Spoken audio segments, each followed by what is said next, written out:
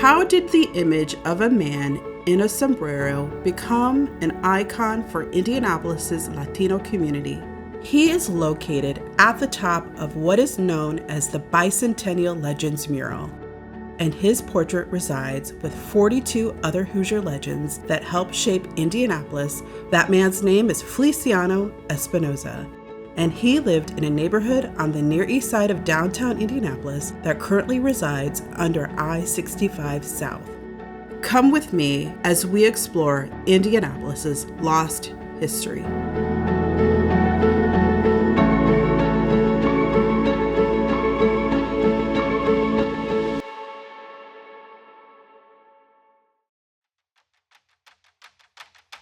In 1990, a series of interviews of Indianapolis Latino residents took place, interviewing some of the families who settled in this city within the first half of the 20th century.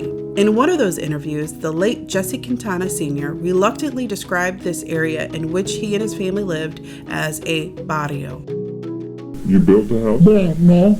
We started the... Barrio. Yeah, Barrio, yeah. Jesse Quintana Sr., Feliciano Espinoza, and their families all lived in this neighborhood together. I know my dad always used to tell the story of when he would run into a fellow Mexicano, he would always reach out to them, introduce himself to them, and invite them to the neighborhood if they weren't from the neighborhood. Because a lot of the Latinos that we knew, again, all ended up in the Los Barrios. They tended to migrate there when they heard there was a population of Latinos on the downtown Near East Side.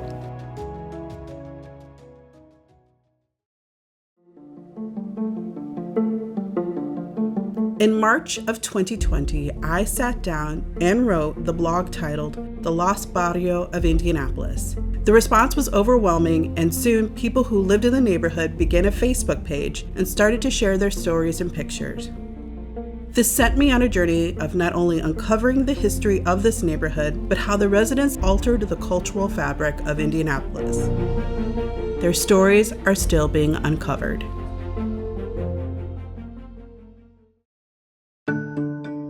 The first public records of Latinos and Hispanics in Indianapolis can be seen in census records as far back as the late 19th century. The census enumeration sheets show that most Latinos living in Indianapolis were from the working class or university students from wealthy Mexican or Latin American families. There were enough Mexicans living in the city to compel Mexican President General Porfirio Diaz to appoint Russell Harrison as an honorary consul of Mexico, establishing a consulate in 1907. The early population were culturally most visible in the chili parlors. Mentions of Latino or Mexican managed parlors start as early as 1907. Despite the prevalence of chili parlors in downtown Indianapolis, the number of Mexican-American operated chili parlors were few, with the majority being white-owned. It would not be until the mid-1930s where we would see Latino settlements on the Near East Side of downtown Indianapolis, and what we now refer to as El Barrio. The Mendez family were the first to settle in this neighborhood. In 1928, Francisca and Gabino Mendez brought their small family to Indianapolis from Kannapolis, Kansas. Gabino worked for the Indianapolis Union Railway, and the family first lived on the near West Side neighborhood known as Stringtown. And in 1936, they moved to 428 North Pine. Their last child, Dolores, was born in 1938. She was the only Mendez to spend their entire childhood in this barrio. My mother was a very strong woman. She had to be. I don't remember my father very much. He left when I was a baby, like 4 or 5 years old. Their time in the neighborhood was marred by tragedy with the death of their sister Beatrice and the absence of their father, Gabino. Francisca, the neighborhood matriarch, would be known by the nickname Panchita. It was kind of a cutesy name for Francisca, I guess. Yeah. I one time asked my mother, why are there so many people here all the time? It seemed like we had a swinging door almost. And she said because they know they're safe. Mother would find them a place to live, take them to the bank if necessary, just kind of get them She wanted stabilized everybody to somewhat. learn English. If they came to Indianapolis to live, they should learn English. In the 1930s, the federal government evaluated neighborhoods in every major city in the United States. This practice is known today as redlining, which was the legal practice of denying mortgages to certain neighborhoods and individuals. The neighborhood assessment in the late 1930s defined El Barrio as hazardous and declining. Many Latinos worked briefly in Indianapolis or came seasonally without settling in the city. One of those to pass through was Jesse Quintana Sr. On his first visit to Indianapolis, he met with the neighborhood matriarch, Panchita. She made tortillas for Jesse, and he would entertain her with his guitar. The Quintana, Riojas, and Espinoza families began to settle in an apartment building at 903 East Market Street. For some reason they all lived, as far as I know, from what I heard, they all lived in a little apartment building over on Market and Pine. This was the first identifiable starting point of the Barrio. Other Latino families would start in this apartment building before moving into rental properties within the neighborhood. The Espinoza family purchased their home in the early 1950s at 810 North Street.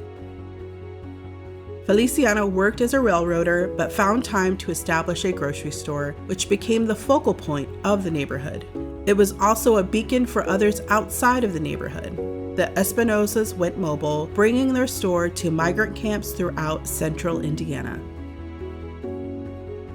The neighborhood consisted of 160 dwellings that were either single-family homes, doubles, or a small 4-unit apartment. Others started to come to Indianapolis in the 1950s because they wanted to settle out of the migratory stream and establish stability for their children. When Jesse talked about other old-timer Latinos in Indianapolis, he mentioned a man by the name of Tereso Morales. Tereso was a traquero, a Mexican railroad worker who emigrated to work on the El Paso Electric Railway.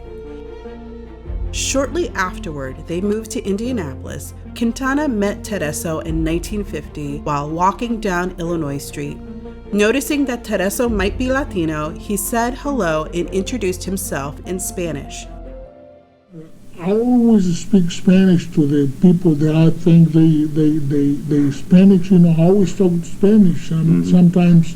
Sometimes they are Spanish, but they're gonna speak the language. Tereso, who had been working on steam engine locomotives in Indianapolis for decades, told him where he worked. When Jesse showed up to Union Station, he remarked at how surprised he was to see so many Latinos working in one place in Indianapolis, having thought that Tereso was the only one. As an early arrival to Indianapolis, Tereso was instrumental to the early Latino railroad community. He would retire as a railroad mechanic before passing away in 1976. Jesse, like others, worked in the migratory stream. Francisca Salas, now Vasquez, was a young girl when she moved from Texas to Indiana. Her father played an instrumental role in the migratory stream, driving migrant workers from Texas to the Midwest. My dad was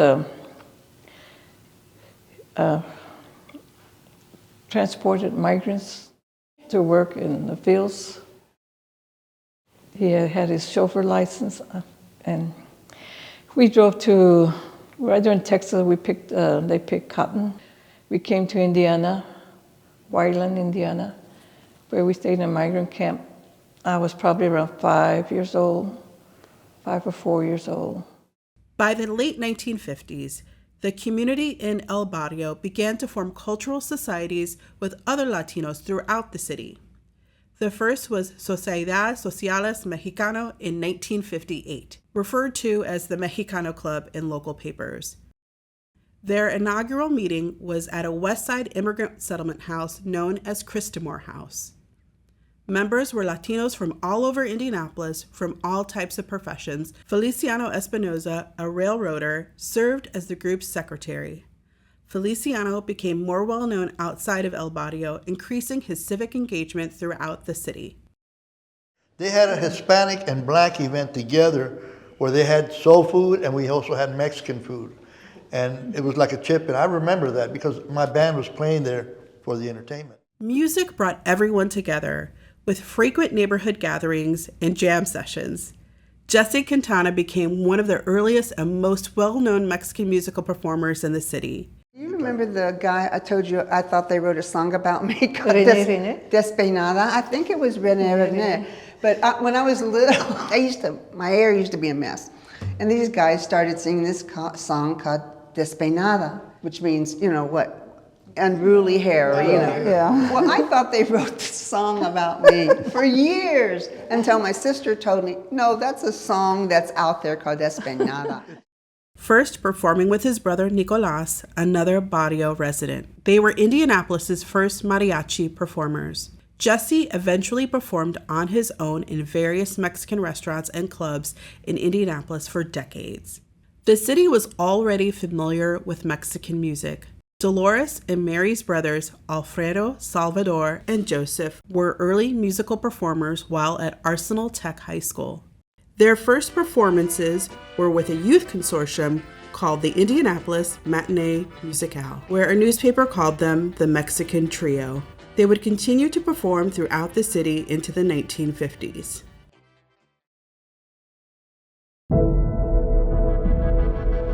By the late 1950s, the Federal Aid for Highways, or Defense Highways Act, was established. This put in motion a plan for a national interstate system connecting cities and expediting travel nationwide. In Indianapolis, the Metropolitan Planning Commission hired Barton and Associates to develop a county thoroughfare plan. Some areas affected by this plan were previously redlined. Planning and evaluations occurred throughout the 1960s, with the final plans completed by 1966. It was around this time that residents of El Barrio were notified by their landlords that the state intended to build the highway through their neighborhood. Residents slowly began to move to outlying areas of the neighborhood or other areas of the city. The Espinoza family were the last family to leave the neighborhood, relocating their business to the city market. As news of the interstate coming through Indianapolis, some neighborhoods began to mobilize to ask for modifications that would be less disruptive to those living near the proposed routes. On the northwest side of the city, Reverend Boniface Hardin, a young Black Catholic priest, convened the Northwest Action Council, who advocated for changes on the inner loop design affecting northwest side downtown neighborhoods. The section where the Bario was located, in comparison, was a much smaller residential area and was industrial. Renters and owners were given compensation to relocate homes and businesses. Due to being both home and business owners, the Espinoza family was the last to leave, watching their neighborhood and community slowly being dismantled. The neighborhood and the neighbors were like a large extended family. They left behind family out west to begin a new life in Indianapolis. Without growing up with a biological family nearby, the neighborhood and neighbors were like a large extended family to the children of this neighborhood. They were surrounded by the comfort of their music, food, language, and culture. These familial and heritage bonds provided harmony and security, thus sheltering them from the harsh realities of cultural isolation. The slow and gradual dismantling of this neighborhood pulled back the veil of this reality. It was a true neighborhood. I knew that I could go into anybody's house, but I also knew I had to do what they said. If they told me to go home, I went home. You know, it's hard to think about that time now because we didn't realize the impact that we actually had. I think the attitude for a lot of Hispanics was not to be heard, to be seen, but not heard.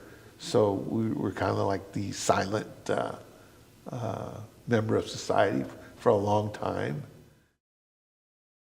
When the neighborhood began to disperse, most moved to nearby downtown East Side neighborhoods. The neighborhood matriarch, Panchita, would remarry and pass away in 1967. Before her death, she lived at 5015 East 14th Street in the Little Flower neighborhood.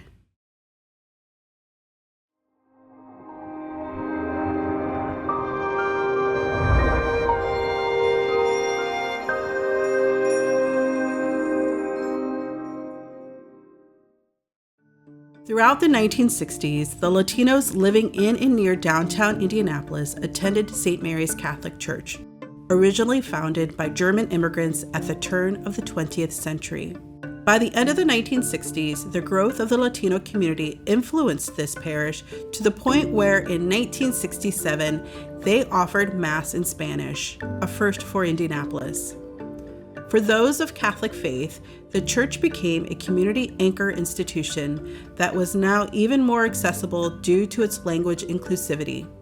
At present, the church is known for its public procession of the Stations of the Cross and also the feast day of Our Lady of Guadalupe, a tradition maintained by the Latino community.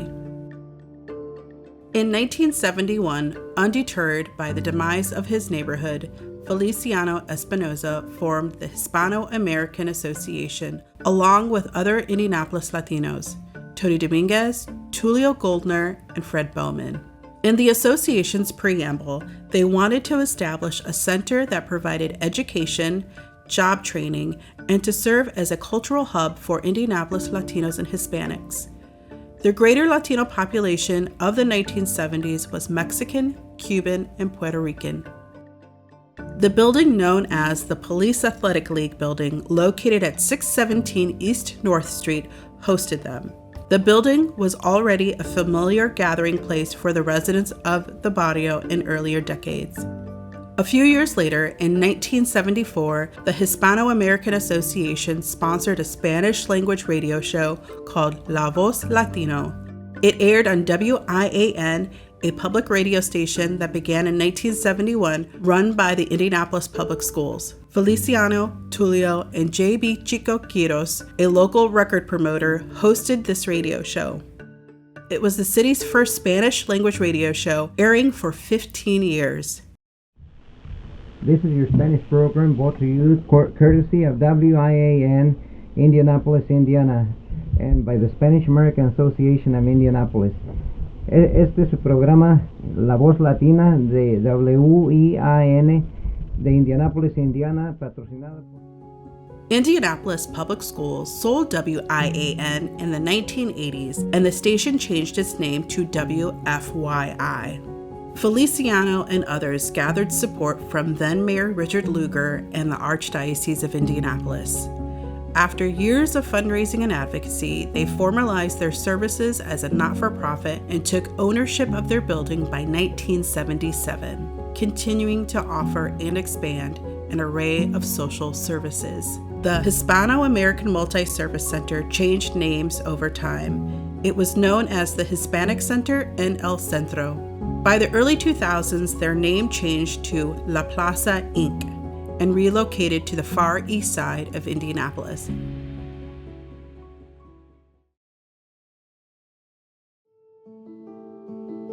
In March of 2020, I published a blog called The Lost Barrio of Indianapolis. This idea had been rolling around in my head, inspired by a few sentences in a 30-year-old interview transcript. The words were saturated with the reluctance of calling this neighborhood anything but a barrio. After years working with and talking to the families who lived here and learning more about their experiences, what stands out is that they created community amid their own cultural displacement. By recognizing and giving this neighborhood an identity and mapping out its influence, we find threads that are connected to El Barrio. From La Plaza, St. Mary's Church, and WFYI, who knows what else there is to discover? It may no longer physically exist, but it is most certainly embedded in the cultural fabric of Indianapolis. It was and always will be Indianapolis's first barrio, and now it's no longer lost to history.